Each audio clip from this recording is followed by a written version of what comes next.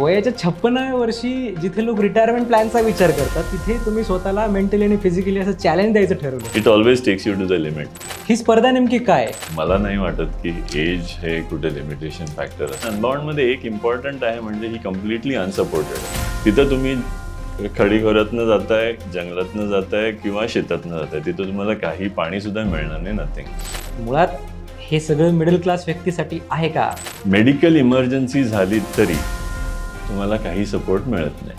मग अगदीच इमर्जन्सी झाली तर काय केलं जातं? काय नाही. मग तुम्ही 911ला कॉल करायचं, मग ते रेस्क्यूसाठी पोलीस नाही तर हेलिकॉप्टर पाठवून तुम्हाला पिकअप करणार. तर तुमचं एक स्टेटमेंट आहे की भारतात अनबाउंड ग्रॅव्हल सारख्या स्पर्धा घेणं नेक्स्ट टू इम्पॉसिबल आहे, असं काय वाटतं तुम्हाला? हवामान तापमान कम्प्लिटली चेंज होऊ शकतं आणि ते चेंज झालं की तुम्हाला मे बी एवढं वारा सुटेल की तुम्हाला मे बी जमिनीवरती सायकल छातीवर घेऊन झोपून राहायला लागेल, म्हणजे तुम्ही उडून जाणार नाही हवेत. तिथून ऑलमोस्ट लाईक वॉटरफॉलसारखं पाणी खाली येत होतं, त्याच्याबरोबर चिखलाचा लोंढा पण येत होता, म्हणजे त्यातनं सायकल चालवून वर जायचं तर अशक्य होतं. मग तो फुल चढ खांद्यावरती सायकल घेऊन चालून वर जाणं.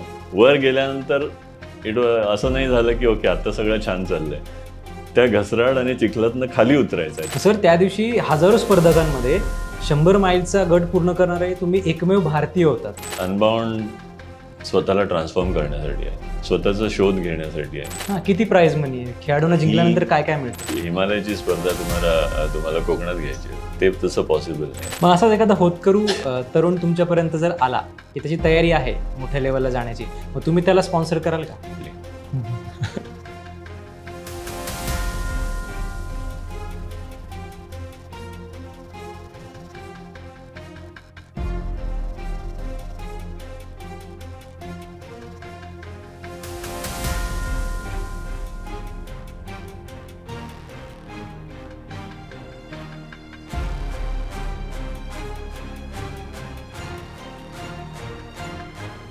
नमस्कार मित्रांनो, मी संकल्प पाटील स्वागत करतो तुमचं लगावबत्ती पॉडकास्टमध्ये.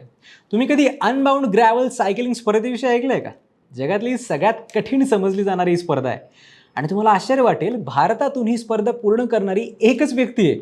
पुन्हा एकदा आश्चर्य वाटेल जेव्हा मी असं म्हणेल की ही सगळ्यात अवघड स्पर्धा ज्या एका भारतीय व्यक्तीने पूर्ण केली आहे ती वयाच्या 56व्या वर्षी केली आहे. हो, आज तेच great achiever gravel cyclist Suraj Kudtarkar आपल्या लगावबत्तीच्या स्टुडिओत आलेले आहेत. ही स्पर्धा अमेरिकेत आयोजित केली जाते. जगातल्या सर्वात कठीण समजल्या जाणाऱ्या स्पर्धांपैकी ही एक स्पर्धा. अनबाउंड ग्रॅव्हल या प्रतिष्ठित एन्ड्युरन्स सायकलिंग स्पर्धेत 100 मैल म्हणजेच 161 किलोमीटर गटाचं यशस्वीपणे आव्हान पूर्ण केलं. आणि विशेष म्हणजे ही कामगिरी करणारे सर एकमेव भारतीय ठरलेत. ॲट दी एज ऑफ 56 त्यांच्या या यशामागचं रहस्य काय आणि मुळात त्यांनी हे कसं शक्य केलं? कोण आहे त्यांचं इन्स्पिरेशन? आणि मुळात ही स्पर्धा किती टफ असते? तिथे पोचायचं असेल तर काय करायला हवं? सगळं जाणून घेऊयात सरांच्या या प्रेरणादायी प्रवासाबद्दल. सूरज सर, सर्वात आधी तुमचं लगावबत्तीवर खूप खूप स्वागत आहे. आणि सर्वात आधी अनबाउंड ग्रॅव्हल ही स्पर्धा, जागतिक लेवलची स्पर्धा पूर्ण केल्याबद्दल तुमचं खूप खूप अभिनंदन. थँक्यू. मला ना एक प्रश्न पडलाय, वयाच्या 56व्या वर्षी जिथे लोक रिटायरमेंट प्लॅनचा विचार करतात तिथे तुम्ही स्वतःला मेंटली आणि फिजिकली असं चॅलेंज द्यायचं ठरवलं का सर? अनबाउंड डेफिनेटली हा चॅलेंज आहे. मला नाही वाटत की एज हे कुठे लिमिटेशन फॅक्टर असतं. जर तुम्ही आधीपासून त्याची तयारी करत असला आणि तुम्ही फिटनेसमध्ये कम्प्लिटली आधीपासून जर तयारी करत असला तर age will always be support you more, because तुम्हाला जास्ती त्यातनं एक्सपिरियन्स मिळेल, जास्ती मेंटल स्टेबिलिटी मिळेल, जास्ती मेंटल स्ट्रेंथ मिळेल आणि ह्याच स्ट्रेंथ्स घेऊन तुम्ही अनबाउंड सारखी डिफिकल्ट स्पर्धा करू शकता. सर्वात आधी आता ज्यांना अनबाउंड ग्रॅव्हल या स्पर्धेविषयी माहिती नाहीये त्यांच्यासाठी ही स्पर्धा नेमकी काय आणि काय काय गोष्टी कंडक्ट केल्या जातात इथे? ओके, अनबाउंड ग्रॅव्हलच्या बद्दल सांगण्याआधी आय विल बेसिकली सांगायचं आहे की ग्रॅव्हल हे काय आहे. ओके, आता इंडियात भारतात जे आपल्याला माहिती आहे ते रोड सायकलिंग हे जनरली प्रचलित आहे. नंतर दुसरा विषय असतो की माउंटेन बायकिंग असतो.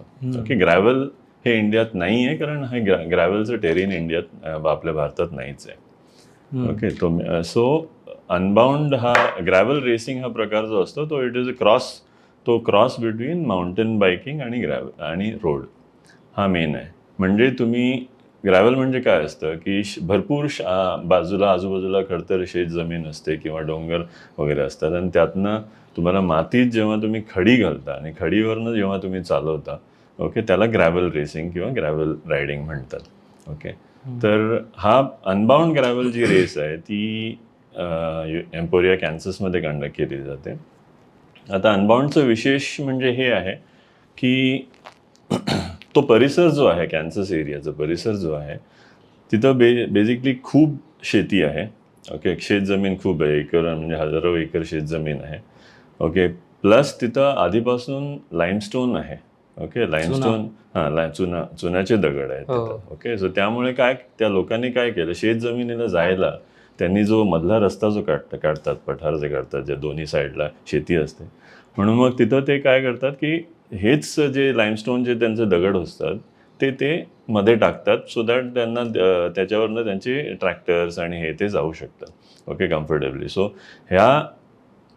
त्याच्यामुळे काय होतं की फर्स्ट लाईमस्टोन हा स्टोन जो आहे दॅट इज इटसेल्फ तो खूप शार्प असतो, त्यामुळे तुमचे टायर वगैरे फाटायची शक्यता जास्ती असते.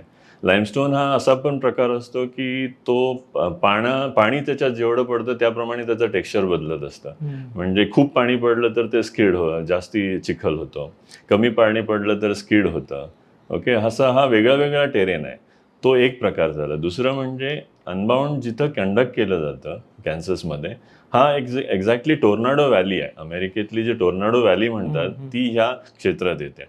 ओके, म्हणजे तिथं मिनिटाला तुमचं वादळ हवामान बिघडतं आणि त्यामुळे सडनली तुम्हाला थंडरस्टॉर्म्स येणार. म्हणजे सकाळी 40 डिग्री असणार, सडनली एवढा तुफान पाऊस चालू होणार, वारं जवळजवळ 35 ते 40 मैल पर आवर एवढं स्पीडनी तुमचं वारं येणार. ओके, त्यामुळे सगळे तुम्हाला जगात जेवढे काही डिफिकल्टीज असतात, मी तोच विचार करतोय की चॅलेंजिंग आहे, पण एवढे चॅलेंजेस जी माहितीच नसतील. तर तुम्हाला पाऊस पडल्यानंतर पावसात तुम्हाला तिथं बऱ्याच नदी खोरे छोटे आहेत, त्याच्यात एवढं पाणी भरतं म्हणजे हार्डली 1 तासाच्या पावसामध्ये एवढं पाणी भरणार की ते साधी तुमची नदी एवढी कमरेपर्यंत पाणी वगैरे भरतं, मग त्यातनं तुम्हाला चालवायला लागते. सो हा अनबाउंड ग्रॅव्हल ह्यामुळे जगातलं सगळ्यात डिफिकल्ट टफेस्ट ग्रॅव्हल रेस असं समजली जाते. पण मला सांगा मग की जगातली सर्वात अवघड स्पर्धेपैकी एक असलेली स्पर्धा कंप्लीट करणारा एकमेव भारतीय अशी जेव्हा तुमची ओळख करून दिली जाते आता, तेव्हा मग कसं वाटतं तुम्हाला? छान वाटतं. बेसिकली एकमेव भारतीय म्हणू शकतो आपण, बट बरेच लोक करू शकतात. ओके, बरेच लोक डेफिनेटली ही स्पर्धा आपल्या भारतीय सायकलिस्टमध्ये ही क्षमता आहे की ही स्पर्धा घेऊ शकतात, पण त्यात इंटरेस्ट पाहिजे. आणि वेगळं काय आहे, हे इथं तुम्हाला प्रॅक्टिस करायला काहीच चान्स नाही आहे भारतात. कारण तुम्हाला ग्रॅव्हल हा टेरेनच भारतात नाही आहे, तर तुम्ही प्रॅक्टिस कुठे करणार? आता प्रॅक्टिस करत नसतं तुम्ही परीक्षेत तर जाऊ शकत नाही. मग हा जो चॅलेंज असतो की परीक्षेत गेलात आणि प्रॅक्टिस करत नसता गेलात आणि तिथं जर फेल्युअर झालं तर मग ते खूप डिमोटिवेटिंग होतं. त्यामुळे मग बरेच लोक जात नाहीत, बट अदरवाईज मला वाटतं बरेच लोक करू पण शकतात. तुम्ही या स्पर्धेपर्यंत कसे पोहोचलात? म्हणजे मी बेसिकली रोड सायकलिंग करत होतो. रोड सायकलिंग करून नंतर माउंटेन बायकिंग पण ट्राय केलं. त्यात मला आवड निर्माण झाली, कारण रोड सायकलिंगमध्ये थोडंसं मोनोटोनस असतं, कंटिन्युअसली तुम्ही तेच करत असता बरेच तास. आणि मग माउंटेन बायकिंगमध्ये चॅलेंजिंग वाटत राहतं, कारण तुम्ही स्पीडनी खाली येतात तेव्हा कंट्रोल लागतो, हे लागतं. तर तिथनं मग जसे प्रॅक्टिस करत असताना, व्हिडिओज बघत असताना हे लक्षात आलं की असं काहीतरी प्रकार आहे. ॲक्सिडेंटली एक दिवस प्रॅक्टिस राईड करताना, इनडोअर सायकलिंग आम्ही करतो तेव्हा राईड करताना असं आलं की हा व्हिडिओ आला की अनबाउंडचा व्हिडिओ आला. मग अनबाउंडचा व्हिडिओ आल्यानंतर हा काय प्रकार आहे बघण्यासाठी मग ग्रॅव्हल रेसिंगवरनं एक करत स्टडी करत गेलो आणि त्यात मग हे समजलं की ह्याच्या एवढं चॅलेंजिंग तर कुठलंच ग्रॅव्हल रेस नाही आहे. ओके, म्हणून मग त्यात शिरण्याचा विचार केला. आता दुसरं त्याच्यात कारण हे पण आहे की 56 इयर्स हा जो एज आहे, ओके, त्या एजमध्ये तुम्ही तुमचा फिटनेस तेवढ्याच लेवलला ठेवणं की तुम्ही ती चॅलेंज कंप्लीट करू शकता. ओके, हे तुम्ही खूप वर्ष ठेवू शकता असं डेफिनेटली सांगू नाही शकत. मग तुम्ही आज जो फिटनेस लेवल आहे तो एवढा वाढवून, आज जर तुम्हाला वाटत असेल की तुमचं हायेस्ट लेवलला फिटनेस आहे, तर आत्ताच तुम्ही तो अटॅक करून कंप्लीट करायला पाहिजे. दुसरं, अनबाउंडमध्ये अजून एक चॅलेंजिंग असतं की फेटल ॲक्सिडेंट्सचा प्रकार ह्याच्यात खूप असतो. बरेच लोक पडतात कारण जमीनच घसरडी असते. परत तुम्हाला एकदम डाऊन स्लोप्स एकदम एवढे असतात की तुमचं वेग काही करत नसता तुम्ही जवळजवळ 35-40-50 स्पीडला खाली उतरतात. तुम्ही ब्रेक नाही मारू शकत कारण ब्रेक मारला तर स्किड होते सायकल. म्हणजे हे सगळं असा प्रकार असल्यामुळे द चॅलेंज हे आपले ॲक्सिडेंट्स होण्याचे चान्सेस पण खूप जास्ती असतात. सो त्यामुळे जर तुम्हाला काय करायचं असेल तर आपली हाडं परत जुळू शकतात. हा एज लिमिट म्हणजे आताच बेस्ट एज आहे. बिफोर 60 की काहीतरी झालं तर तुम्ही रिकवर होऊ शकता, परत ऑनलाईन येऊ शकता. ह्यामुळे मग डिसाईड केलं की यस, केलं तर आत्ताच करायचं. एवढी हार्ड असते ही स्पर्धा. सायकल इथे कशा प्रकारची वापरली म्हणजे ती स्पेशल सायकल असते की कुठल्या प्रकारे ती असते? ग्रॅव्हल सायकल डेफिनेटली स्पेशल असते. ह्याच्यासाठी तुम्हाला टायर्स म्हणजे रोड सायकल पेक्षा जॉमेट्री वाईज वेगळी असते. ओके, ह्याला टायर्स पण वेगळे असतात. म्हणजे बरेच लोक माउंटेन बाईक यूज करून पण करतात, बट माउंटेन बाईक यूज करून केलं तर तुमचं ताकद जास्ती लावायला लागते. पण एक ॲडव्हान्टेज असाही असतो की तुम्हाला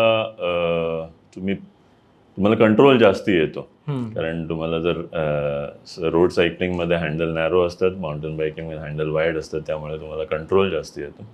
सो तेही माउंटेन बाईक्स यूज करून करू शकता. बट प्रचलित जी आहे की तुम्ही ग्रॅव्हल सायकलिंगसाठी ग्रॅव्हल सायकलच घ्या, त्याचे टायर्स वेगळे असतात.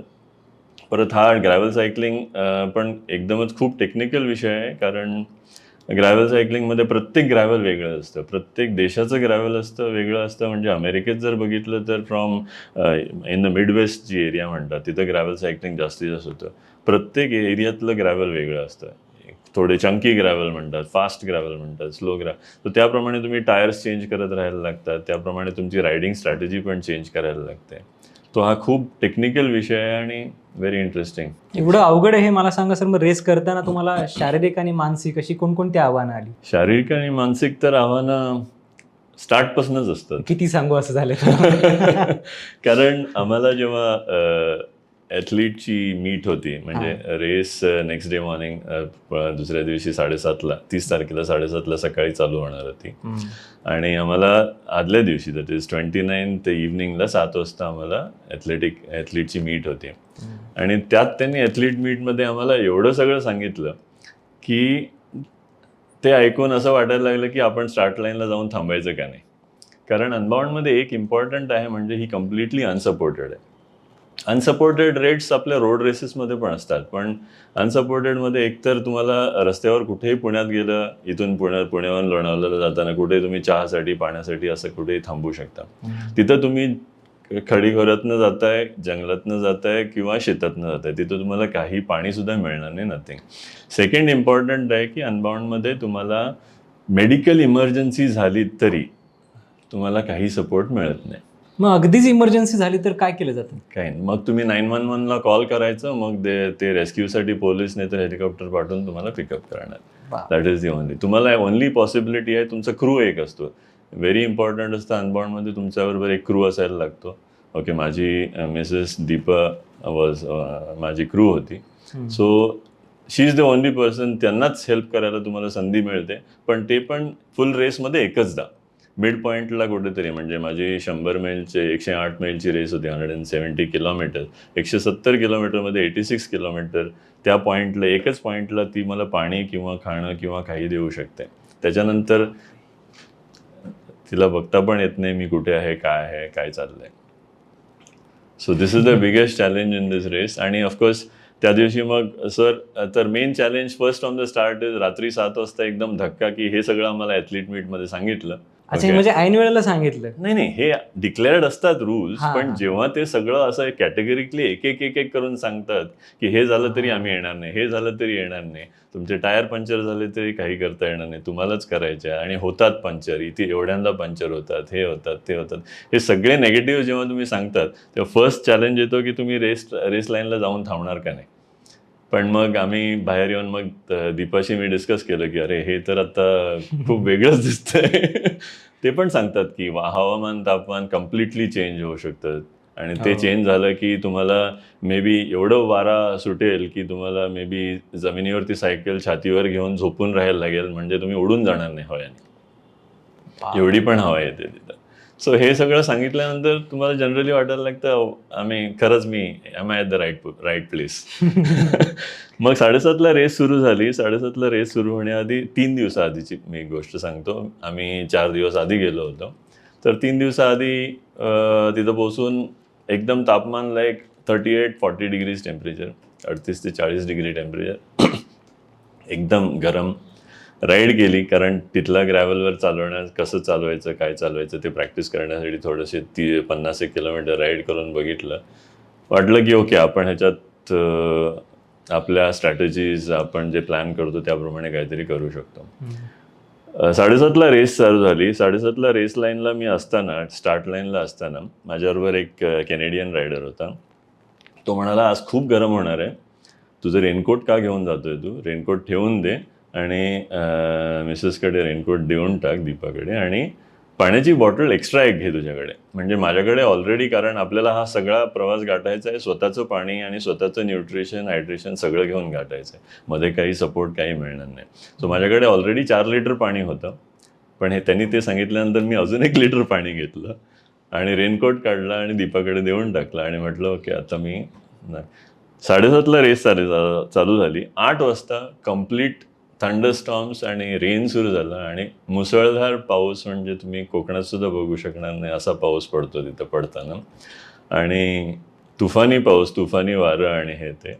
तर कम्प्लीट रेस स्ट्रॅटेजी. कॅनेडियन तर राग नाही आला का तुम्हाला त्याच्यामुळे फसलो म्हणून? नाही, पण तसं बघितलं तर त्या रेनकोटचा काही फायदा होऊ शकत नाही. हा, तो एक मुद्दा आहे. म्हणजे तो आहेच आहे सर. त्यांनी सांगितलेलं ऑफकोर्स चुकीचं नव्हतं, पण पण त्यांनी मला पाणी एक्स्ट्रा घ्यायला सांगितलं ते चुकीचं झालं. कारण माझ्याकडे पाऊस जेव्हा पडतो आणि थंडी जेव्हा टेम्परेचर, पाऊस पडल्यानंतर जवळजवळ 21 डिग्री टेम्परेचर ड्रॉप होतं. 20 डिग्री टेम्परेचर ड्रॉप झालं की लगेच तुम्हाला थंडी वाजायला लागते. मग तुम्ही पाणी कमी पिता. म्हणजे 1 लिटर पाणी कमी घेऊन जाणे हे खूप इम्पॉर्टंट ठरतं. कारण प्रत्येक पेडलला तुम्हाला तेवढा पॉवर जास्ती लावायला लागतो ना.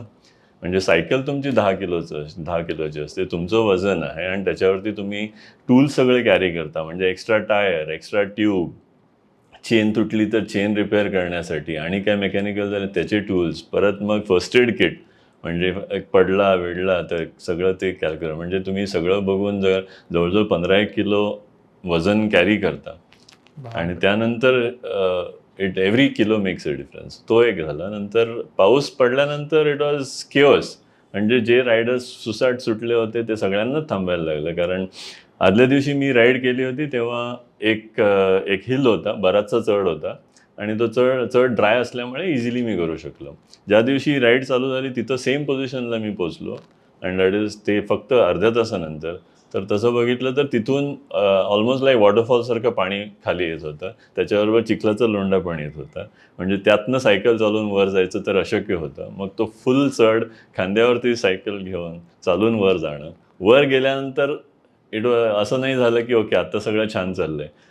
त्या घसराड आणि चिखलातनं खाली उतरायचं आहे तेवढंच. म्हणजे जवळजवळ त्याच इन्क्लिनेशनला, डिक्लाईनला तुम्ही खाली उतरायचं आहे. ज्याला मी आधीच तुम्हाला सांगितलंय की रेस तुम्ही खाली उतरताना ब्रेक लावू शकत नाहीत, कंट्रोल नाही करू शकत. विल पॉवर आणि स्किलनीच मला खाली उतरायला लागतं. सो हे this are the mental physical challenges तर कंटिन्युअसली. आणि वेदर चेंज होत राहतं. परत नंतर थंडी वाजायला लागते. परत तुम्ही नदीखोऱ्यातनं चालताना पडल्यानंतर तो नदीचा प्रवाह एवढा असतो की तुम्हाला मग उठून बसून परत सायकल घेऊन नदीतनं बाहेर यायला पण तेवढं हे असतं. सो आणि हा कंटिन्युअस असतो. तुम्ही थोडा वेळ सायकलिंग करता, नंतर परत थोडं हे होतं, परत हे होतं. असं नॉर्मली आपल्या कुठल्या सायकलिंगमध्ये असं होत नाही. तुम्ही कुठला तरी एक टेम्पो, कुठला तरी एक पेस पकडून चालतं. इथं every time it keeps changing. त्यामुळे तुमच्या बॉडीला कंटिन्युअसली वेगळे प्रकारचे धक्के पडत राहतात. सो येस, जसं ते म्हणतात, म्हणजे अनबाउंडचे फाउंडर्स ऑलवेज म्हणतात की या रेसमध्ये असं आहे की किती एक्सपिरियन्स सायकलिस्ट असला तरी at the end of the race त्याला वाटणार नाही की माझ्याकडे अजून काहीतरी राहिलं होतं जे मी करू शकलो असतो, आणि काहीतरी अजून स्पीड आणि अजून timing. It always takes you to the limit, आणि म्हणून त्याला अनबाउंड म्हणतात. सर, एवढ्या अवघड परिस्थितीत असं एकदाही नाही वाटलं का तुम्हाला की बस आता इथून पुढे माझ्याकडनं होणार नाही? एक प्रसंग आला होता. असं डाऊन स्लोप येत होतो आणि डाऊन स्लोप येताना वेग कंट्रोल नाही होत नव्हता, कारण ब्रेक्स पण लागत नव्हते. तर आणि मध्ये पुढे मला एक एक्स्ट्रीम दिसत होती, त्याच्यात भरपूर पाणी होतं. तर पाणी असल्यामुळे मला तिथं काय खडतं, काय आहे, दगड आहेत का काय आहेत ते समजलं नाही. पण जोरात टायर गेलं. टायर गेल्यानंतर मागचं टायर कम्प्लीट वर आलं आणि मी जवळजवळ एक 10-15 फूट मे बी मागचं टायर वर करूनच पुढे सरकलो.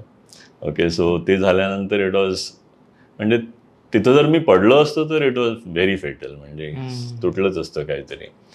बट ते झाल्यानंतर इट वॉज लाईक आपण थांबूया इथं, जस्ट थोडं. असं वाटलं तुम्हाला असं? हां, म्हणजे बॉडी थरथरायला लागली, ॲब्सोल्युटली कापायला लागली, समथिंग इज रॉंग हिअर. मग कुठल्या गोष्टींनी मोटिवेट केलं की नाही आता नाही, जाऊयात मग मी पुढे? थांबलो. मग तिथं मी म्हटलं की आता पाणी पिऊन घेऊ. नंतर एक जेल, आम्ही नॉर्मली काब्स जेल घेतो, ते जेल टाकलं. नंतर विचार केलं की ओके, आपण ह्याच्यातनं वाचलोय म्हणजे देवाची तरी कृपा आहे आपल्यावरती. आणि त्याची इच्छा पण आहे की तुम्ही हां, पूर्ण करावं. पूर्ण करावे. मग तो परत कन्व्हिक्शन तुमच्यात परत येतो की नाही, आता मी करू शकतो. इथं जर वाचलेलं आहे. आणि हे झालं कधी, जवळजवळ मला वाटतं आफ्टर द हाफ पॉईंट झाल्यानंतर मग आपल्याला माहिती आहे की ओके, अजून एक मे बी एक 80 किलोमीटर राहिलेलं आहे. आपण जर सावरून जर चालवलं तर ह्यातनं पण निघू शकतो. आणि येस, ते स्वतःला आपल्याला एव्हरी किलोमीटरला मोटिवेट करायला लागतं. म्हणजे असंही नाही होत की तुम्हाला लास्ट फिनिश लाईन 5 किलोमीटर आहे असं दिसते, पण असं नाही होत की तुम्हाला कॉन्फिडन्स असतो की मी 5 किलोमीटर कंप्लीट करू शकतो, कारण कुठेही तुम्ही पडू शकता. शेवटपर्यंत काही शाश्वती नसते की आपण पूर्ण करू शकूच. म्हणजे सर, त्या दिवशी हजारो स्पर्धकांमध्ये 100 माईलचा गट पूर्ण करणारे तुम्ही एकमेव भारतीय होतात. मग तो अचिव्हिंग मुवमेंट काय होता? मग काय वाटलं तुम्हाला त्यावेळेला?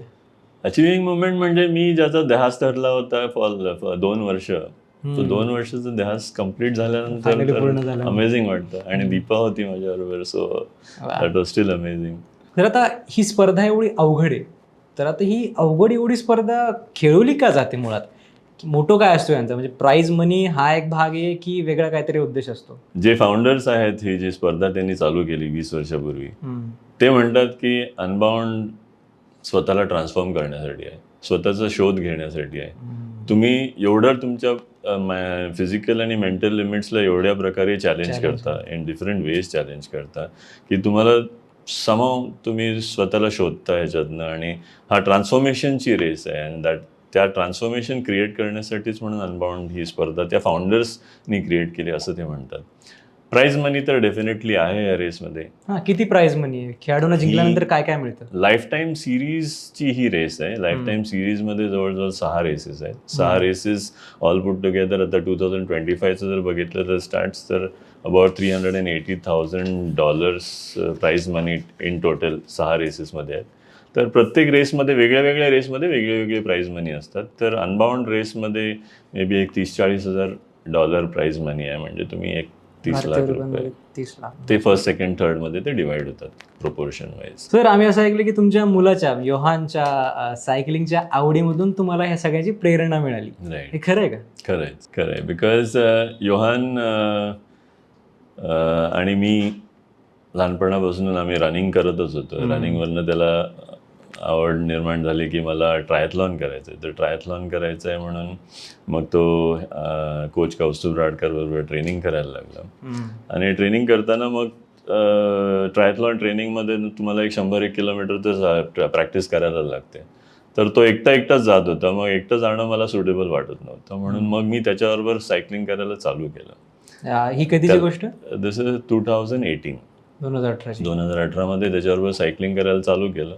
मग त्याचं फुल आयर्नमॅन होईपर्यंत, त्याचे फर्स्ट आयर्नमॅन जे कम्प्लीट करेपर्यंत मी सगळ्या राईड्स त्याच्याबरोबर केल्या, सगळ्या रन्स त्याच्याबरोबर केल्या. सो त्यातनं मग ती सायकलिंगची आवड निर्माण झाली. मग तोच मुवमेंट होता का जेव्हा तुम्ही सायकलिंगला सिरियसली घ्यायचं ठरवलं? हां, त्याच्याबरोबर राईड करत असताना मी साधी सायकल चालवायचो, तोच चांगली सायकल चालवायचा. मग मला वाटायला लागलं अरे मी पण चालवू शकतो. म्हणून मग मी सायकल चेंज केली. मग मी पण सायकल चांगली घेतली. मग त्याच्याबरोबर अजून राईड करायला. आणि ते ॲडिक्टिव्ह आहे. एकदा तुम्ही स्पोर्ट्स का कुठल्या तरी एक स्पोर्टमध्ये पकडता तेव्हा इट्स अन ॲडिक्शन. मग ते वाढत जातं आणि मग तुम्ही त्यातच शिरत जाता परत. तुमची पूर्ण फॅमिली स्पोर्ट्सची डेडिकेटेड आहे असं ऐकलं आम्ही. तुमच्या मिसेस पण सायकलिंग करत असं ऐकलं आम्ही. येस. पूर्ण फॅमिली राईड आधीपासनं फिटनेसमध्ये आहोत. बिकॉज आम्हाला सगळ्यांना वाटतं की fitness is so very important for healthy lifestyle. आमचं वर्क पण एंटरप्रेन्योर असल्यामुळे, आमचं काम पण उद्योजक असल्यामुळे बरंचसं काम स्ट्रेसफुल असतं. तर तुम्हाला जर स्ट्रेसला फेस करायला लागतं तर फिटनेस इज मोस्ट इम्पॉर्टंट, आणि फिटनेस मेंटेन करायला लागेल तर सगळ्यांनीच करायला लागतं. मग इट बिकम्स एकट्यापासून दुसऱ्याला प्रेरणा मिळते, दुसऱ्यापासून तिसऱ्याला प्रेरणा मिळते, मग होल फॅमिली त्याच्यात एकत्र होऊन मग एकमेकांना मोटिवेट करतात. मला तेच विचारायचं आहे, समजा ज्यावेळी एक फॅमिली पूर्ण एका खेळाशी संलग्न असते त्यावेळेस मग फॅमिलीमध्ये आपापसातलं बॉन्डिंग कसं बदलतं, काही उदाहरणं देऊन तुम्हाला सांगतील का? येस, फॅमिली सगळी जर स्पोर्ट्समध्ये फॅमिली असली तर डेफिनेटली, आता योहान, मी आणि दीपा, आमचं दिवसभर बोलणं कंटिन्युअसली हेच असायचं की आपण आता कसा ट्रेनिंग कसं करायला पाहिजे, मग टेक्निकॅलिटीज. मी इंजिनियर आहे, माझा मुलगा योहान पण इंजिनियर आहे, मग सायकल्स कुठले कुठले असायला पाहिजेत, कसं कसं असायला पाहिजे त्याचं. नंतर दीपाबरोबर कंटिन्युअसली असायचं डिस्कशन. ती आमचं सगळं न्यूट्रिशन बघत होती. मग योहानला एवढं प्रोटीन असायला पाहिजे, एवढं फॅट्स असायला पाहिजे, एवढं हे असायला पाहिजे. मग आमचं दोघांचं त्याच्यासाठी न्यूट्रिशनचं एकदम एक स्पेसिफिसिटी चालू झाली की त्याच्यासाठी परफेक्ट आहार असायला पाहिजे. सो त्याला फिटनेस परफेक्ट मेंटेन करण्यासाठी, मग त्याच्यासाठी मग जेवण त्याच्यासाठी एकट्यासाठी तर करत नाही, मग माझ्यासाठी आणि त्याच्यासाठी. सो सगळ्यांचं फिटनेस लेवल पण त्याच वाढत राहतं. आता मी सायकलिंग, योहान सायकलिंग जर 100 किलोमीटर करतो त्याच्याबरोबर मी जातो, मग मी करतो म्हणजे दीपाला पण आम्ही एकदा म्हणतो की अरे तू पण आमच्याबरोबर चल ना, मग ती पण 100 किलोमीटर करते. सो मग हे कंटिन्युअसली सगळ्यांचं बॉन्डिंग वाढत असतं. मग बऱ्याचदा आम्ही राईड्सला एकत्र जातो, ती पण मजा एक वेगळी आहे. फुल फॅमिली राईडला एकत्र जातो आम्ही, बरेच टूर्स पण केलेत एकत्र.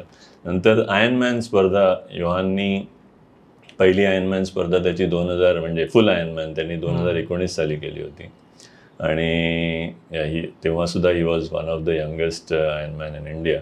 या स्पर्धेत नक्की काय काय असतं आयर्नमॅन मध्ये तुम्ही 3.8 किलोमीटर स्विमिंग करता, नंतर 180 किलोमीटर सायकलिंग करता, आणि नंतर 42 किलोमीटर म्हणजे फुल मॅरेथॉन रन करता.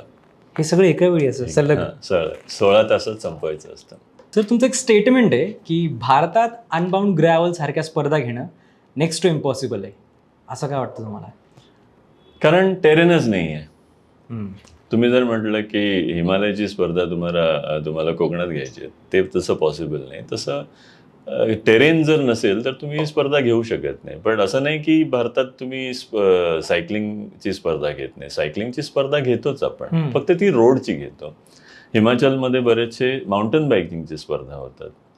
ओके, तर ग्रॅव्हल हा प्रकार भारतात करणं डिफिकल्ट आहे, कारण ग्रॅव्हलसाठी जसं मी सांगितलं तुम्हाला खडतर शेत जमीन पाहिजे, मध्ये पट्टा पाहिजे, आणि तिथे 200 किलोमीटर 300 किलोमीटर पाहिजे.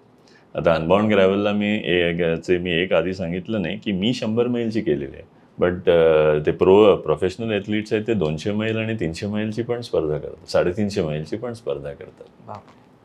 तुम्हाला एवढा खडीचा रस्ता भारतात मिळेल का? आणि कोण कशासाठी क्रिएट करणार? म्हणजे त्यांचा तो नाईलाज आहे म्हणून तो क्रिएट झालेला आहे, आणि त्याचा तो फायदा करून घेत आहे. आपल्याला ती गरजच नाही. आपल्याकडे सगळीकडे गावात वगैरे सगळीकडे आता सुद्धा बघितलं तर परफेक्ट रोड्स झालेले आहेत. PGTमुळे तर सगळीचकडे चकाचक सिमेंट कॉन्क्रीटचे रोड झालेले आहेत. तर त्यामुळे गरज पडणार नाही की भारतात तुम्ही ग्रॅव्हलची स्पर्धा कंडक्ट करा. भारतातल्या आणि परदेशातल्या इन्फ्रास्ट्रक्चरमध्ये, बेसिकली स्पोर्ट्स इन्फ्रास्ट्रक्चरमध्ये तुम्हाला फरक काय वाटला सर? बेसिक इन्फ्रास्ट्रक्चरचं जर बघायला गेलं तर फरक वाटला in the sports culture. Okay, आणि जेव्हा मी स्पोर्ट्स कल्चर म्हणतो, प्रत्येक माणसाचं स्पोर्ट्स अशी बघण्याचा दृष्टिकोन. ओके, आता आम्ही जेव्हा युरोपमध्ये जातो, आता योहानच्या आयर्नमॅन्सला बघताना आम्ही 2 वर्षाची मुलं सुद्धा सायकल घेऊन स्वतः जाताना बघतो. 2 वर्षाची मुलं? अनबाउंड ह्याच्यात कॉम्पिटिशनमध्ये तुम्ही वयाचा एक उल्लेख केला होता वयाचा, तर अनबाउंड कॉम्पिटिशनमध्ये त्यांना 2 वर्षाच्या मुलांसाठी पण अनबाउंडची स्पर्धा असते. ती छोटी असते पण ते असते, म्हणजे असल्या टेरेनवरती चालवण्याची त्यांना 2 वर्षापासून. पण त्यांच्या सायकलला पेडल नसतात, ते पायाने असं आपल्याकडे 3 चाक असतात, म्हणजे पण फरक जाणवतो. 3 चाकाचा असा संबंधच नसतो. सो तो मेन आहे. आणि ओल्डेस्ट पार्टिसिपेंट वॉज 93 इयर्स. 93 वर्षाचा माणूस ओल्डेस्ट पार्टिसिपंट होता. सो हा स्पोर्ट्स कमाल जो आहे हा दृष्टिकोन चेंज आपल्याकडे मेन चेंज झाला तरच सगळं चेंज होतं. स्पोर्ट्समध्ये तुम्ही आधीपासून किती ते सगळ्या एकटा आणि दुसरं आता पुण्यात सुद्धा भरपूर लोक आहेत स्पोर्ट्सशी रिलेटेड आहेत, पण कॉमन मॅन तेवढा रिलेटेड नाही आहे. हां ओके, जेव्हा तुमचा फुल कॉमन मॅन रिलेट होतो स्पोर्ट्सशी तेव्हा मग स्पोर्ट्स कल्चर डेव्हलप होतं, मग स्पोर्ट्सचं इन्फ्रास्ट्रक्चर त्यामुळे डेव्हलप होतं. आता स्पोर्ट्स इज व्हेरी लिमिटेड. एक आपल्याकडे स्पोर्ट्स कल्चर म्हणजे फक्त क्रिकेट आणि क्रिकेटच, त्याच्या पलीकडे काही नाही अजून. कशामुळे हा प्रश्न आहे मुळात. कशामुळे हा तुम्ही प्रश्न बघा ना. क्रिकेट व्ह्युअरशिप आहे त्याला. हो, तो धंदा झालाय आता एक प्रकारचा. धंदा आहे का नाही ते सेकंडरी आहे, बट क्रिकेट सगळ्यांना लोकांना गल्ली बोळात खेळायला मिळतं. ओके, आता सो तुम्हाला त्याच्यात आवड निर्माण होते. ओके, आणि त्याच्यात तुम्हाला इन्फ्रास्ट्रक्चर खूप असं लागत नाही, मग ऑटोमॅटिकली तो डेव्हलप होत राहतो. ऍक्सेस सोपा आहे म्हणजे त्याचा. आणि क्रिकेटची व्ह्युअरशिप वाढते. आता तुम्ही जर आता लास्ट टाइम आपण बोललो तेव्हा कबड्डी किंवा दुसरा कोणी खेळ किती लोक बघायला जातात. पुण्यात आता एवढी मोठी मॅरेथॉन होते, पुणे मॅरेथॉन होते वगैरे, किती लोक बघायला गेले. ओके, बेस्ट आता झालंय म्हणजे पीजीडी जेव्हा झाले तर होल पुणे रस्त्यावरती होतं. ते बघून इव्हन बाहेरचे ॲथलीट्स एकदम खुश झाले होते की अरे सर. आता त्यामुळे आता काय पुण्याचा जो कॉमन मॅन आहे, आम्ही आता बघतो की रस्त्यावरनं जाताना सायकल चालवताना पुण्याचा कॉमन मॅन आय मीन गावात वगैरे आम्ही सायकल चालवताना लोक विचारतात अरे तुम्ही सायकलिंग चालवतो, तुम्हाला काय मदत पाहिजे का, हे पाहिजे का, ते पाहिजे. असं जो अवेअरनेस क्रिएट होतो ना तो ॲक्च्युली कॉमन मॅनकडनं जास्ती होतो. तर sports infrastructure is next. Basically awareness of sports in every common man ते खूप इम्पॉर्टंट आहे आणि त्याच्यामुळेच सगळं डेव्हलप होणार आहे. वी होप की या पॉडकास्ट नंतर अजून तो अवेअरनेस वाढावा. तर मला सांगा, समजा महाराष्ट्रातल्या एखाद्या तरुणाला अनबाउंड ग्रॅव्हल या स्पर्धेची जर तयारी करायची असेल तर तो इथे राहून काय तयारी करू शकतो? माउंटेन बायकिंग कंपल्सरी करायला लागतं. ओके, माउंटेन बायकिंग तयारी करायची असेल तर बेसिकली पालकांनी मुलांना माउंटेन बायकिंग अलाव करायला पाहिजे. हे फर्स्ट आहे, कारण माउंटेन बायकिंग करताना तुम्ही पडणार, काहीतरी फ्रॅक्चर्स तर माउंटेन बायकिंगमध्ये कॉमन आहेत. पण आपल्याकडे थोडंसं फ्रॅक्चर झालं की त्याला तसं बघितलं जातं की अरे ह्याला काहीतरी प्रॉब्लेम आहे, मग पुढे जाऊन हे करू नको. पण असे सगळे प्रोफेशनल ॲथलीट्स किती वेळा पडून तयार झालेले आहेत. आणि लहान मुलं काय फ्रॅक्चर झाल्यानंतर हार्डली 1-2-3 महिन्यांनी परत जागेवर येतात, परत तयार होतात. तर तुम्ही लहानपणापासून त्यांची भीती घालवायला पाहिजे की तुम्ही स्पोर्ट्सच्या प्रॉब्लेम्सकडे बघू नका, तुम्ही त्याच्यातनं तुम्हाला काय मिळतं ते आधी बघा. Okay sir, so that is the main thing. So mountain biking is compulsory, कारण माउंटेन बायकिंग जो करू शकतो तो डेफिनेटली अनबाउंड सारख्या स्पर्धेत उतरू शकतो. ऑफकोर्स टेक्निकॅलिटीज वेगळ्या आहेत, त्याला ट्रेनिंग पण वेगळं घ्यायला लागेल, ते सगळं वेगळं आहे. बट फर्स्ट बेसिक क्वालिफिकेशन म्हणजे तो माउंटेन बायकर पाहिजे. रोड सायकलिंग करून ग्रॅव्हलकडे जाऊ शकत नाही. अजून अशी कुठल्या प्रकारची तयारी त्याला करायला लागेल? फिटनेस साठी फक्त सायकलिंग करून चालत नाही, त्यांनी फिजिकल ट्रेनिंग पण करायला लागतं, स्ट्रेंथ ट्रेनिंग पण करायला लागतं. डाएट विषयी काय सांगाल? डाएट विषयी तर डाएट हा बेज आहे सगळ्याचा. जर इवन तुम्ही फिटनेस एन्थुझियास्ट असाल किंवा नसाल, पण डाएट हा मेन विषय आहे. तर हा वेगळं काही डाएटसाठी करायला लागत नाही, but you should healthy diet पाहिजे. ओके, आता मी म्हणत नाही की हॉटेलमध्ये खाऊ नका, पण शक्यतो घरी जेवण जे आपण करतो ते खायला पाहिजे. Protein based diet, protein based हे ते अगेन हे फिटनेस हे हा विषय आहे की तो खूप वेगळा विषय आहे. प्रत्येकाची रिक्वायरमेंट वेगळी आहे. तुम्हाला जर धावायचं पळायचं नसेल तर तुम्हाला एवढं प्रोटीन आणि हे आणि ते करायची गरज नसते. ओके सर फिटनेसच्या विषयावरती मी जास्ती बोलत नाही, फिटनेस गुरुज भरपूर आहेत. ओके, बट स्वतःचे फिटनेस नीड्स आयडेंटिफाय करून त्याप्रमाणे तुम्ही तुमचं डाएट फिक्स करायला पाहिजे, तुमचं ट्रेनिंग प्लॅन फिक्स करायला पाहिजे. पण ध्येय काहीतरी ठेवायला पाहिजे. मेन थिंग फिटनेसमध्ये हा ध्येय ठेवायला पाहिजे, आणि ते ध्येय ठेवलं तरच तुम्ही कुठल्या तरी स्पर्धेला पुढे जाऊन जाऊ शकता. कुठली तरी अशी खडतर स्पर्धा निवडू शकता. Okay, so fitness is the main thing. Sir diet करायलाच पाहिजे, फिटनेसकडे तेवढंच लक्ष द्यायला पाहिजे. मेंटल स्ट्रेंथसाठी तुम्हाला ट्रेनिंग घ्यायला लागते, फिजिकल स्ट्रेंथसाठी ट्रेनिंग घ्यायला लागते. ओके. आणि एज वाईज जर बघितलं तर 40 नंतर आपल्याला माहिती आहे की फिजिकल स्ट्रेंथ माणसाची कमी होते. द डिग्रेडेशन, मसल स्ट्रेंथची डिग्रेडेशन खूप फास्ट व्हायला लागते. रिकव्हरी थोडी स्लो होते. रिकव्हरी पण स्लो होते आणि muscle strength in general faster होते, डिग्रेडेशन फास्टर होतं. तर त्यासाठी मग स्ट्रेंथ ट्रेनिंग करायला लागतं. म्हणजे तुम्हाला असं नाही म्हणता येईल की मी जिम नाही करणार. जिम पण करायला लागतं, वेट ट्रेनिंग करायला लागतं, प्लायोमेट्रिक्स करायला लागतं. म्हणजे होलिस्टिक अप्रोच असायला लागतो टू गेट इन टू असं काहीतरी करण्यासाठी. सर मला सांगा, मिडल क्लास व्यक्तींसाठी हा खेळ किती परवडणार आहे? मुळात हे सगळं मिडल क्लास व्यक्तीसाठी आहे का? हा पण एक प्रश्नच आहे. आहेच आहे ना. मिडल क्लास कोणी करू शकतं. आर्थिकदृष्ट्या परवडण्यासारखं आहे? आर्थिक दृष्टी ही नेक्स्ट येते. ओके. फर्स्ट एक तर तुम्हाला मिडल क्लास व्यक्ती काय आता आपल्याकडे सायकल घेऊ शकत नाही का? घेऊ शकतो. ओके. आपल्याकडे पुण्यात सुद्धा बरेच सायकलिस्ट आहे ज्यांनी ॲटलसची जी दूधवाले चालवतात सायकल, ती सायकल घेऊन 1200 किलोमीटरची स्पर्धा केलेली आहे. असे पुण्यात पण व्यक्ती आहेत आपल्याकडे. तर फर्स्ट एक तर त्या मुलाला फर्स्ट त्याच्यात आवड पाहिजे. ओके. नंतर पालकांनी त्याला आवड निर्माण करायला हेल्प करायला पाहिजे. ते केल्यानंतर तो कन्सिस्टन्सी त्या माणसाने दाखवायला पाहिजे की मी हे करू शकतो. ते हळूहळू करूनच नेक्स्ट स्टेजला पोहोचू शकतो. आणि नंतर तुम्ही एक स्टेजला पोचला की ओके, एक स्पर्धा जिंकली, दुसरी स्पर्धा जिंकली, तिसरी स्पर्धा जिंकली. तर लोकल स्पर्धा जिंकण्यासाठी का लोकल स्पर्धामध्ये तुम्ही चांगलं काम करण्यासाठी तुम्हाला जास्ती फायनान्शियल सपोर्ट असं लागत नाही. तुम्ही जे काही तुमच्याकडे आहे त्यातनं होऊ शकतं. बट जेव्हा तुम्ही कंटिन्युअसली एक पर्टिक्युलर इम्प्रूव्हमेंट दाखवता तेव्हा तुम्हाला कोच बघत असतात कुठले. मग कोचेस तुम्हाला आयडिया देतात की हे करू शकतो का, ते करू शकतो का. आणि मला वाटतं की स्वतःची जी इच्छा असेल तर दुनिया आपके साथ है. Okay. The world will support you. कुठून ना कुठून तुम्हाला कोण ना कोण मिळतं. जसं मला एक ॲक्च्युअल इन्सिडेंट माहिती आहे. साताऱ्यातला एक दूधवाला होता. तो खूप चांगलं सायकल चालवत होता आणि साताऱ्यातले तुम्हाला माहिती आहे तर एकदम सगळेच चढ आहेत. ओके. कुठे गेलं तर चढ. तो 20 लिटरचे कॅन घेऊन तो दररोज साधी सायकल घेऊन तो जात होता. त्याला असंच कोणीतरी सायकलिस्टने बघितलं की ह्याच्यात खूप पॉवर आहे.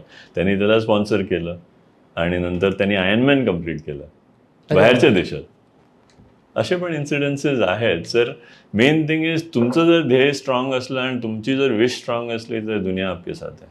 मग असाच एखादा होतकरू तरुण तुमच्यापर्यंत जर आला की त्याची तयारी आहे मोठ्या लेवलला जाण्याची, मग तुम्ही त्याला स्पॉन्सर कराल का? करू ना, विचार करू शकतो डेफिनेटली. भारतात क्रिकेट सोडून इतर खेळांना फारसं प्राधान्य दिलं जात नाही असं आपण बघतोय. याच्या मागे काय कारण वाटतात तुम्हाला? व्ह्युअरशिपचंच कारण आहे ना. मी आधीपासून तेच म्हणतोय की कॉमन मॅन जेवढं कुठल्या स्पोर्टला इम्पॉर्टन्स देतो त्याप्रमाणे कंपनीज त्याच्यात पैसा घालणार आणि त्यानंतर करणार. म्हणजे मेन हे इम्पॉर्टन्स त्या खेळासाठी कोण तयार करतो? कॉमन मॅन तयार करतो, राईट. आता तुम्ही क्रिकेटची मॅच लागली तर तुम्ही रस्त्यावर टीव्ही असला किंवा तुम्ही ट्रॅममध्ये बसला असला तरी तुम्ही कंटिन्युअसली ती मॅच बघत असता. तसं तुम्ही दुसरा स्पोर्ट बघत नाही ना. तर तुम्ही जेवढा त्या दुसऱ्या स्पोर्टकडे लक्ष देणार. ओके. आता तुम्ही बंगालमध्ये गेलं तर फुटबॉल, प्रत्येक माणूस फुटबॉल बोलतो. तर मग तिथंच फुटबॉलच्या अकॅडमीज चालू होतात. तर मेन थिंग फर्स्ट आहे की आपण सगळ्यांनी मिळून दुसरे कुठले तरी स्पोर्ट्सला इम्पॉर्टन्स द्यायला पाहिजे. त्याची व्ह्युअरशिप वाढवायला पाहिजे. त्यानंतर त्या स्पोर्ट्समध्ये ह्या मोठ्या कंपनीज त्यांना दिसेल की ओके ह्याच्यात इम्पॉर्टन्स आहे, ह्याच्यात कॉमन मॅनला इंटरेस्ट आहे. बेसिकली आजकाल तुमच्या एंटरटेनमेंटमध्ये कशामुळे व्हॉट इज सेलिंग. ओके. त्याचा माणसांचा इंटरेस्ट असेल तरच ते सेल होणार ना. नाहीतर आय शो यू समथिंग तुम्हाला आवडणार नाही, ते तुम्ही बघायला जाणार पण नाही. एक्झॅक्टली. तर मेन थिंग इज हा पैसा ह्या वेगळ्या स्पोर्ट्समध्ये येणार जेव्हा कॉमन मॅनचा इंटरेस्ट वाढेल. आणि कॉमन मॅनचा इंटरेस्ट वाढवण्यासाठी कोणी करायला पाहिजे तयारी? स्कूल्सनी बेसिकली करायला पाहिजे. लहान वयापासून करायला पाहिजे. पालकांनी करायला पाहिजे. प्रत्येक पालकांनी फक्त सांगायला नाही पाहिजे तू जाऊन क्रिकेटच खेळ बघ, क्रिकेटमध्ये केलं तर तुझं काहीतरी होईल, असं नाही म्हणायला पाहिजे. आता एवढे सगळे स्पोर्ट्स आहेत तर वेगळ्या स्पोर्ट्समध्ये तुम्ही पालकांनी घालायला पाहिजे. त्या मुलांना ट्राय करायला द्यायला पाहिजे की तुम्ही हे पण जाऊन खेळून बघा. म्हणजे वयाच्या 5व्या वर्षी तुम्हाला डिसाईड नाही करायला पाहिजे की तुम्ही कुठला स्पोर्ट निवडून पुढे जाणार. आता योहानबद्दलच सांगितलं तर आम्ही त्याला आधी स्विमिंग केलं, नंतर सायकलिंग स्केटिंग केलं, नंतर तायक्वांडो केलं, त्यांनी तायक्वांडोचं ब्लॅक बेल्ट केलं. ओके, हे सगळं सगळं सगळं करून फायनली 18व्या वर्षाला त्यांनी डिसाईड केलं की नाही, मला ट्रायथलॉन करायचं. So it's a progressive improvement of your, म्हणजे जेव्हा तुमचा विचार तसा जसा हळूहळू चेंज होत असं. एका मुलाने डिसाईड केलं की त्याला चेसच खेळायचं आहे, तर चेसनी तो पुढे पुढे जाऊ शकतो. Okay, so basically main importance आहे आपल्याला, जसं मी सांगितलं की इन्फ्रास्ट्रक्चरला बोट दाखवण्याआधी we have to first look at as common people what we can do. Okay, हा स्पोर्ट, वेगळे वेगळे स्पोर्ट्स डेव्हलप करण्यासाठी ॲज अ कॉमन पीपल आपण काय करू शकतो. आता तुम्ही पुण्यात जर कुस्तीचा प्रोग्राम ठेवला तर किती लोक कुस्ती बघायला जाणार? आपण किती लोकांना सांगणार की आपण सगळे जाऊन कुस्तीचा एक बघू. ओके, पण ते तुम्हाला कोल्हापूरला सांगायला लागत नाही, सगळे जाऊन बघतात. ओके, हा डिफरन्स आहे. So common man will decide की भारताचं स्पोर्ट्सचं डिरेक्शन कसं असेल. शासन कॅनॉट रिअली डिसाईड. पालकांच्या मुद्द्यावर येऊच आपण, पण त्याआधी मला सांगा की तुम्ही कॉर्पोरेट कंपन्यांचा उल्लेख केला आता. कॉर्पोरेट कंपन्या आपल्या इकडे बाकी खेळांमध्ये पैसा ओतत नाहीत, याचं काय कारण वाटतं तुम्हाला? सेम ना, का होत ना? जर कोणी बघणारच नाही तर का होतणार? कॉर्पोरेट कंपन्यांना रीच वाढवायचं आहे ना, त्यांना प्रोडक्ट सेल करायचं आहे, त्यांना त्यांची प्रोडक्ट आयडेंटिटी लोकांपर्यंत पोचवायची आहे. ओके, एक आता ग्रॅव्हल सायकलिस्टला त्याला स्पॉन्सर करून त्यांना काय फायदा होणार आहे? हो, तो व्यवहारच एक प्रकारचा ना, आम्हाला काय मिळणार हाच विचार करतात. तर आपल्याकडे आता पालकांविषयी जर बोलायचं झालं तर पालक बऱ्याचदा आपल्या मुलांना स्पोर्ट्समध्ये करिअर करू देण्याच्या बाबतीत थोडेसे डाऊटफुल असतात. ह्यामागे पालकांच्या मानसिकतेविषयी तुम्हाला काय वाटतं? पालकांच्या मानसिकतेचा विषय म्हणजे पालक बेसिकली किती लोक पालक जे आहेत ते स्पोर्ट्स आणि फिटनेस रिलेटेड आहेत, त्याच्यावरनं तुमचा मुलगा तुमची मुलं कसं मोटिवेट होणार आणि ते काय करणार, एक तर पालकांना जे कळायला हवं असं तुमचं म्हणणं. मेन त्यांच्यापासून चालू होतं. सेकंडली एकदा असंही होतं की पालकांना वाटत असतं की माझा मुलगा ह्या स्पोर्टमध्ये खूप चांगलं करू शकेल. ओके, आणि ब्लाइंडली त्याला पुश केलं जातं, किंवा त्याला कोणीतरी म्हणतं की तुमचा मुलगा ह्या क्षेत्रात भारी करू शकतो, मग त्याला तुम्ही पुढे द्या. बट पालकांचा अभ्यास तेवढाच पाहिजे. जर तुम्हाला डिसाईड करायचं आहे की तुमच्या मुलाचं स्पोर्ट्समध्ये करिअर करायला पाहिजे, तर तुम्ही तेवढं त्या स्पोर्ट्सचा अभ्यास करायला पाहिजे, तुम्ही तेवढं लक्ष त्याच्यात घालायला पाहिजे, तुम्ही त्याच्या ट्रेनिंगमध्ये तेवढं लक्ष घालायला पाहिजे, तुम्ही त्यांच्या प्रत्येक रेसला जाऊन बघायला पाहिजे की खरंच हा क्षमतेला जाऊ शकतो का. मग त्याला पुश करून तुम्ही पुढे घेऊन नंतर तुम्ही डिसाईड करू शकता कुठेतरी की कोचशी बोलून आणि कुठल्या तरी एक्सपर्ट्सला घेऊन नंतर तुम्ही डिसाईड करू शकता की तुम्ही घुसवा. पण आज जर तुम्ही बघितलं तर एकटा क्रिकेट खेळतो तर सगळे जाऊन क्रिकेट खेळणार, एकटा व्हॉलीबॉल खेळतो सगळे व्हॉलीबॉल. हे जे रॅट रेस सारखं जे चालू आहे त्यामुळे then you will not get the real talent. आणि मुलांचा जनरल स्वभाव कसा असतो की आज हे आवडलं ते उद्या हे आवडणार नाही.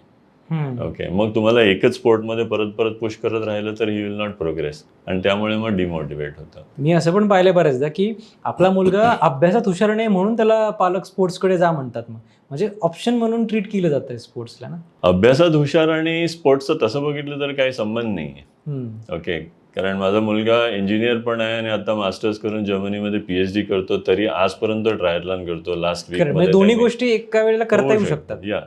आणि तसं बघितलं तर sports is a different intelligence. Okay, आणि अभ्यास इज अ डिफरंट इंटेलिजन्स. दोन्ही वेगळे भाग आहेत. तर मुलांना आपण सेग्रिगेट नाही करू शकत की हुशार आहे म्हणून तो स्पोर्ट्स खेळू शकत नाही किंवा स्पोर्ट्स खेळतो म्हणून तो हुशार नाही. म्हणजे जनरली आपला विचार आपण ब्लॅक अँड व्हाईट मध्ये सगळं बघत असतो, पण ब्लॅक अँड व्हाईट नसतं, गोष्टी ग्रे पण असतात. सर, तुमच्या वयाच्या व्यक्तींना, I mean you are still young, पण तरी तुमच्या वयाच्या ज्येष्ठ व्यक्तींना जर या वयात काहीतरी नवीन सुरू करायचं असेल स्पोर्ट्सशी रिलेटेड किंवा फिटनेसशी रिलेटेड, तेव्हा त्यांना तुम्ही काय सल्ला द्याल? स्पोर्ट्स अगेन एजचं रिलेशन नाही आहे. ओके, आता स्पोर्ट्स तुम्ही आता काय 60व्या वर्षी तुम्ही सडनली म्हणणार नाही की मला मॅरेथॉन पळायचं आहे, पण पळायचं म्हटलं तरी काही प्रॉब्लेम नाही आहे.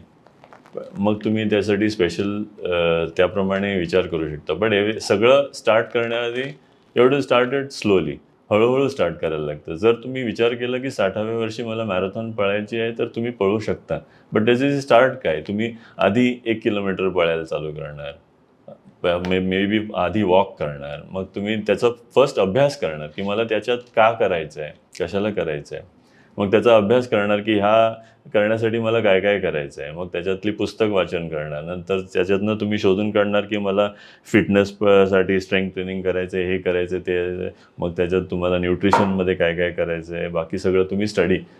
फर्स्ट थिंग इज एक इच्छा झाली, इच्छा झाल्यानंतर फर्स्ट इज आपण श्री गणेश म्हणतो, म्हणजे आधी अभ्यास करा. इच्छेनंतर पळत गेलं तर तुम्ही फेल होणार. इच्छेनंतर फर्स्ट तुम्ही अभ्यास करा, अभ्यास करून तुम्हाला त्याच्यातनं वाटलं की हां हे मी चॅलेंज घेऊ शकतो का, एवढा मी डेडिकेटेड टाइम ह्याच्यात देऊ शकतो, तर हळूहळू तुम्ही प्रोग्रेस करून तुम्ही त्या लेवलला डेफिनेटली पोचू शकता. Age will never be a limit. कारण मी जसं म्हटलं तर ह्या केसमध्ये 93 इयर्सचा माणूस तो ह्या रेसमध्ये उतरला. आपल्याकडे पुण्यात सुद्धा कित्येक ॲथलीट्स आहेत जे 60+ आहेत. डॉक्टर पोंक्षे आहेत, डॉक्टर अविनाश फडणीस हे ONPचे आहेत ते आहेत, आणि जुगल किशोर राठी आहेत जे त्यांच्या 76th बर्थडेला 76 राऊंड्स मारले डेक्कन जिमखाना. असे एवढे ॲथलीट्स पुण्यात आहेत who never thought that age is a limit. So age is never a limit. I think तुम्ही जे मनात ध्यास घेता आणि जे तुम्हाला आवडतं ते तुम्ही केलं तर तुम्ही काही करू शकता कुठल्या एजला. हे ज्येष्ठ व्यक्तींसाठी झाले. माझ्या वयाच्या तरुणांना काही टिप्स द्याल का सर, कसा फिटनेस सांभाळायचा, सगळं शेड्यूल कामाचं सगळं सांभाळता? तुम्हाला फिटनेससाठी बेसिकली काय करायचं आहे फर्स्ट तुम्ही विचार करा. ओके, तुम्हाला फिटनेस कशासाठी मेंटेन करायचं आहे, जे इज इट फिटनेस तुम्हाला बरं दिसायचं आहे का, ओके, का तुम्हाला हेल्दी लाईफस्टाईल जगायची आहे का तुम्हाला लॉंग लाईफसाठी करायचं आहे, का तुम्हाला विदाउट एनी मेडिकल एलिमेंट जगायचं आहे. ओके, हे तुम्ही आधी आयडेंटिफाय करा की तुम्हाला काय करायचं आहे आणि फिटनेससाठी किती वेळ द्यायला लागतो. किती माणूस बिझी. म्हणजे माझं शेड्यूल हे रेसचं ट्रेनिंग असताना मी सकाळी 5:30ला उचलून ट्रेनिंग चालू करायचो, 9 वाजता मी परत ऑफिसला जायचो, 9 ते 7:30 वाजता परत घरी यायचो, घरी येऊन मग मी जिमला जायचो, जिमवरनं ट्रेनिंग करून मी 9:30ला घरी यायचो, जेवायचं झोपायचं परत 9:30ला, 5:30ला नेक्स्ट डे मॉर्निंग चालू. ओके, हा प्रवास मी 6 महिने केलेला, 1 दिवस 2 दिवस नाही. आणि बिझनेसमॅन असल्यामुळे आमचं काय कमिटमेंट, तर तुमचा फोन तर कंटिन्युअस चालू असतो. पण हे करून सुद्धा कोणी करू शकतो. म्हणजे तुम्ही यंग जनरेशन तर आपण सगळेच जण करू शकतो. यंग जनरेशन तर डेफिनेटली करू शकतो.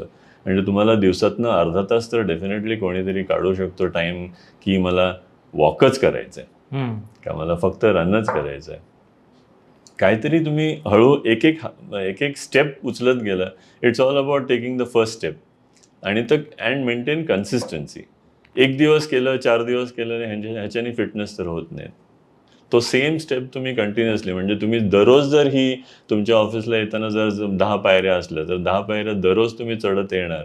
ओके, तर त्यानंतर तुम्हाला मे बी 1 महिन्यानंतर विचार येणार आहे मी 10 पायऱ्या तर चढू शकतो आरामात, मग 20 चढून बघायचं का, मग पुढे किती, मग थोडंसं अजून काहीतरी करू शकतो.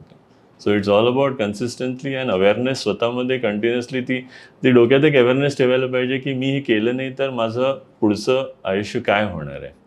ओके, तुमचं जर फिटनेस तुम्ही ठेवला नाही, तुम्ही जर दिवसभर बसून राहिला आणि तुमचं जर लोअर बॉडी वगैरे वीक होत राहिली तर आपण बरेचदा आता बघतोय की ओल्ड पीपल कशासाठी वीक होतात आणि पडतात आणि हिप फ्रॅक्चर वगैरे होतात, कारण muscles have got weak, right. मग मसल्स जर वीक होणार हे तुम्हाला आत्ता सुद्धा माहिती आहे.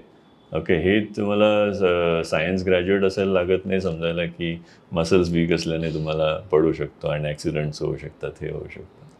तर basically I think it's more about awareness. आणि मी जसं आधी पण सांगितलं, fitness is a culture that सगळ्या सोसायटीत यायला पाहिजे.